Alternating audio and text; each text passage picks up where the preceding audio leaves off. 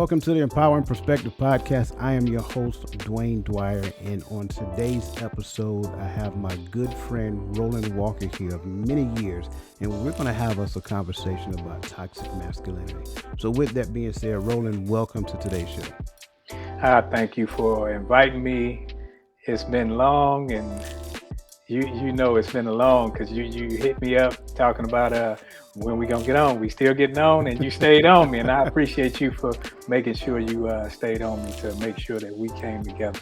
Hey man, you know, I've always viewed you as a man of wisdom, and trust me, it was a reason why I've been chasing behind you to have this conversation. So with that being said, man, and you know, I want to make sure that I give you the opportunity to kind of tell everybody who you really are. Just give us a little background about yourself. So with that being said, go ahead and introduce Roland Walker to the people. Man, that's a deep one. Well, I'm originally from Detroit, Michigan, and then I came into the military. Did 22 years and 15 days in the military, and it was time to go. When they gave me my DD-214, I didn't look back. I cleared my garage and I grew the gray beard out. So, I mean, that's it in a nutshell. I'm a father. I'm a grandfather of 11, father of 8, and husband of 1. Got to make sure I get that one out there just in case my wife watching. But yeah, so that's me in a nutshell. I'm easygoing and just love to dialogue and try to transform lives. Man, I love it, brother. Thank you for sharing that with us. And as you guys can see, man, Roland is a very humble guy. One of the reasons why he and I clicked when we first met many years ago. Always been a stand-up guy, always been great to get along with, man, and he just loved training soldiers as much as I did. So we just kind of formed a bond over the years, he, myself, and you know, the Kenneth Rice of the world, and some of those other guys that was in 220 Field Artillery, man. And so this is just an awesome opportunity just for me to be able to talk to this young man, because like I said, he has plenty of wisdom in him, and I think you're about to be exposed to kind of like what I'm talking about. So with that being said, today's topic is toxic masculinity. Now, I want to kind of set this up before we dive into it because, sure, everybody is very familiar at this particular point in time about the slap around the world, and you're starting to hear all these different talks about this person is a narcissist and this person is this and all types of name calling. And I think the thing here is for us to understand it's not so much as name calling from the perspective of just putting a label on the person, but it's just like taking your car to the garage, right? You take your car to the garage and you hear this clicking sound, and you don't know what the clicking sound is, and they ask you like, what is that? I don't know. And so they get in there and they say, okay, this is what it is. So they put a name on it. The only reason the name matters is so they can fix it. I want to say that because that's key. So when we start talking about particular things, it's not because we're bashing anybody on one side or the other. I think the key is to understand whether these are some things that exist in our household, in our communities, or whatever that looks like, so that we can start getting to the point that we start changing some of those things, helping to fix our own character so that we can exist in healthy relationships and in harmony. So with that being said, Roland, I rambled long enough, brother. I apologize. Kind of just give us kind of like this whole journey about this whole toxic. Well, let's tell you what, let's back up. Let's kind of tell, what is toxic masculinity? Let's just go baseline first. Toxic masculinity will have a different definition depending on who you're talking with. Because a lot of people will see toxic masculinity as anything that a man does that men should do where they exert themselves towards or over somebody else. And that's not necessarily toxic masculinity, because when we were growing up, when we were young and we played sports, you needed a sense of masculinity or some sort of dominance to, in a competitive way.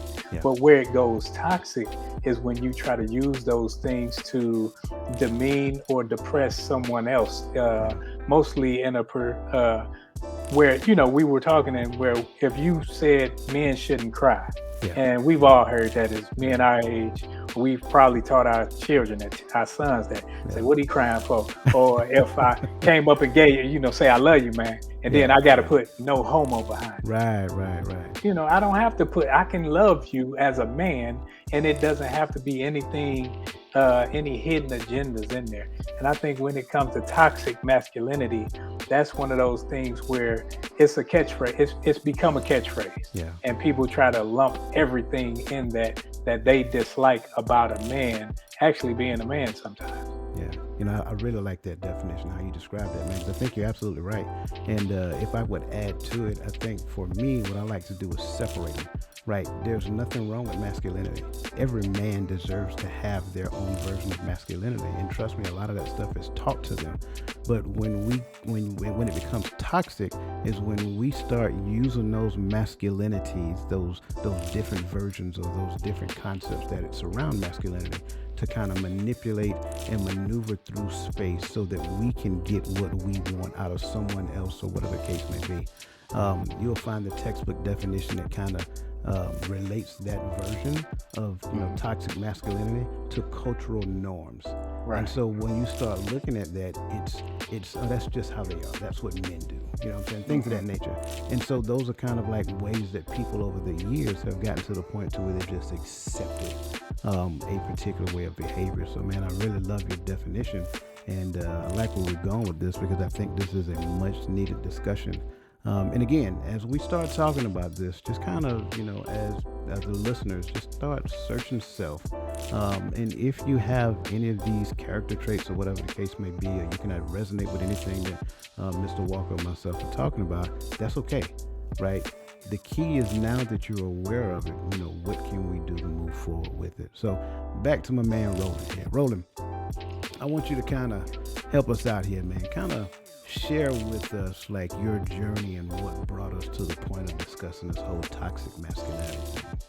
I think growing up in a household grew up in Detroit, Michigan, where you look around and not too many fathers are involved in their children's lives.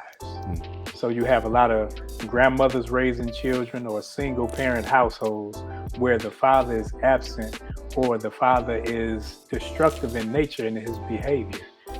And growing up, that's my father. I love my father, but my father, he taught me some things in his behavior that didn't allow me to grow up and be a productive man to my family, to my wife, to my children. And I didn't see it until later on in life. So, having my grandmother, an old country woman, my great grandmother raising me, she made sure that when it came, she was raising, it was say 6 of us in the house. And one of the boys, in the 8th grade, he started in the juvenile system because he didn't have his father, and he would go off and do things. And so he was in and out of jail. So with me, she kind of took a hold of me.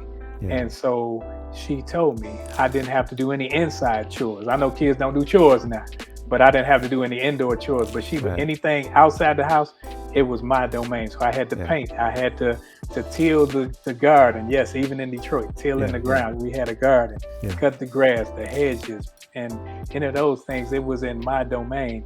And she taught me as much as she could about being a man. But with her not being a man, all she could teach me was what she thought a man should be. Yeah. Man, that's good. That's real good. I'm listening to this, and again, this is kind of reminding me, and I know I mentioned it to you earlier, but I think it's important to say it here. This is reminding me a lot of the podcast I had with Bishop Tony Majors, where we talked about disenfranchised fathers, because one of the things you started off with is that there weren't a lot of men in the household. And of course, I can relate to that, because, we kind of talked about that previously as well. And yeah, my mother was around. But it was back then, it was more so of the community that raised the child. And, we know that concept. It takes a community to raise a child. And, my mother was my primary caregiver, but I had some significant role models in my life. I had a few men that, I was excited to see, like her brother, my Uncle Mike. Bless him now. He's going on. But my Uncle Mike was that person. When he showed up, he would just grab me and just pound me in the chest, because in his mind, I'm gonna make you tough. I'm gonna make a man out of you.